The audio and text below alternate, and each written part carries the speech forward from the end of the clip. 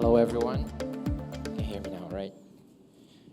Thank you, VI Grade, for inviting us today. This has been a great event. I think the biggest take from the presentations is that we're all in the same page, right? So it's good to check once in a while. I'm Lucas. I'm a principal research engineer at McMaster University. And today, I'm going to be talking about how we use our driving simulator for developing electrified powertrains. I'm going to be giving a couple of examples. So MARC stands for McMaster Automotive Resource Centre, which is possibly the largest automotive research center in North America, according to this slide.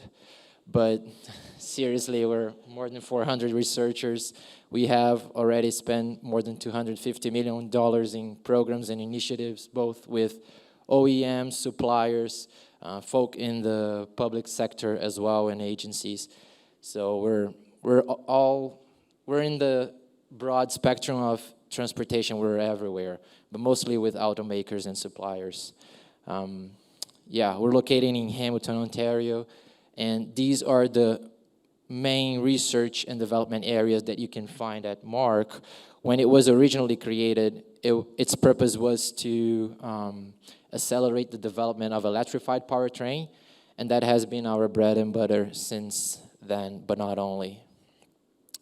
So when we got our driving simulator, we had this first impression that it would serve as a tool to test the models that we created with other equipment, right? So we had other equipment like the battery cell, the chassis dynamometer that allows us to characterize components and systems. So we thought, okay, we need a tool to test those models. But in the end, it served also as a tool to generate loads and test cases for our equipment in general. So it really became a loop. And that's what we call the MARCDrive, the driving simulation lab at McMaster. And this is a quick peek. So we have a static simulator with a massive field of view. We have active seat and seat belts, active steering wheel.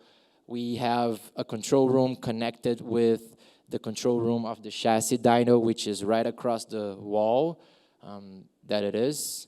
And the chassis dyno has 4 low inertia motors connected to the real vehicle, so we can drive the robot in the chassis dyno from the control room of the driving simulator as well. And that is what it looks like from outside. So we use the simulator for several different projects. AI training, we use it for driver studies, but again, our main focus is powertrain development, especially electrified powertrain, hybrid and electric vehicles.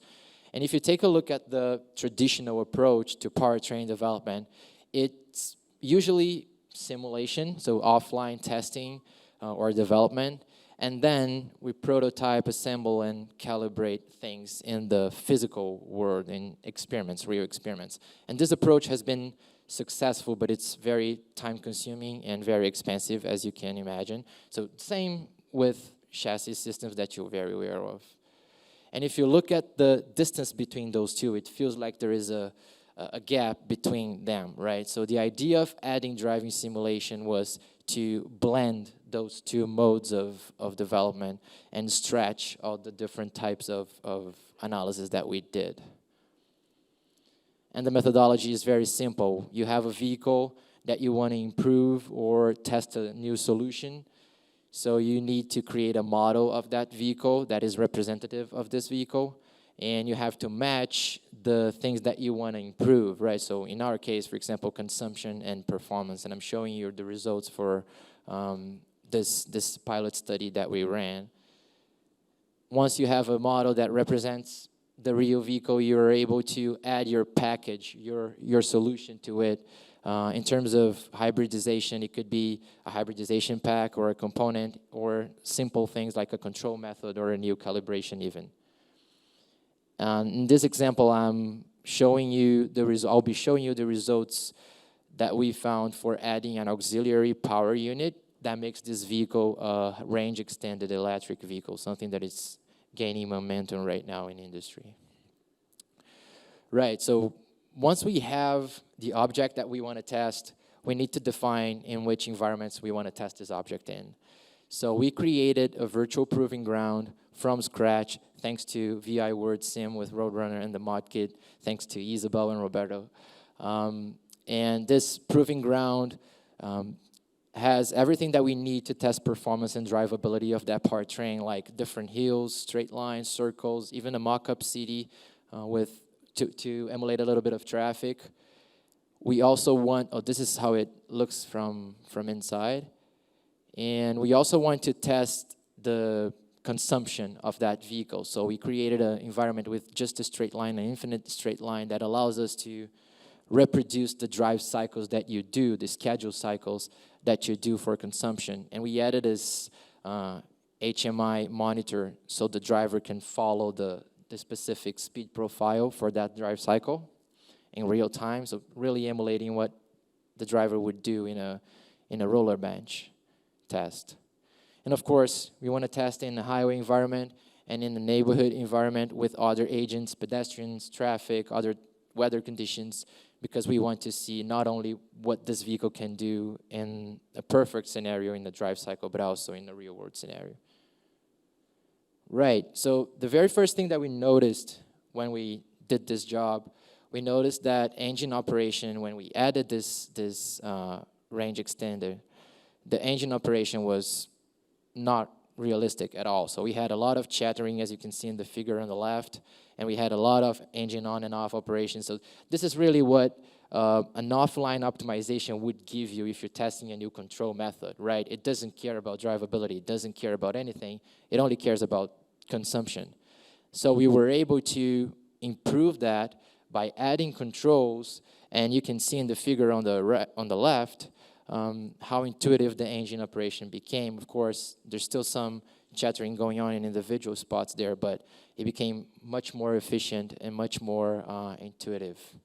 That's a picture of our NVH setup that can be used to do this type of analysis. Right, so the results are here just to illustrate what you can map when you do this type of analysis. For example, in terms of performance, we expected a deterioration in performance because we're adding more than 100 kilos in the front of the vehicle, right? So we didn't work on the improvement or in the calibration to overcome that issue. And this preliminary analysis, we were just focused on mapping the impact of applying that change, and you can see that on the left. But here you can see the improvement in terms of consumption, actually in terms of range, that this new configuration would give you. And that would, well, I don't know if I have a laser pointer here. I do. So that would be the vehicle that we were thinking about building, or the proposed solution. And you can see how it compares to other vehicles in the same, with the same configuration or similar configuration. So that was the purpose, to position this new vehicle against its benchmark, right?